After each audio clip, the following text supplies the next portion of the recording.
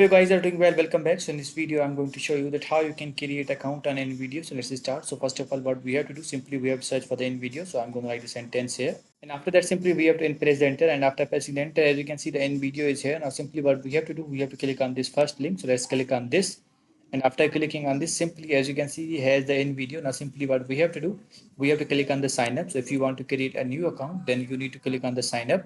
Or if you have already created an account, then you have to click on the login. So I'm going to click on the join with Google.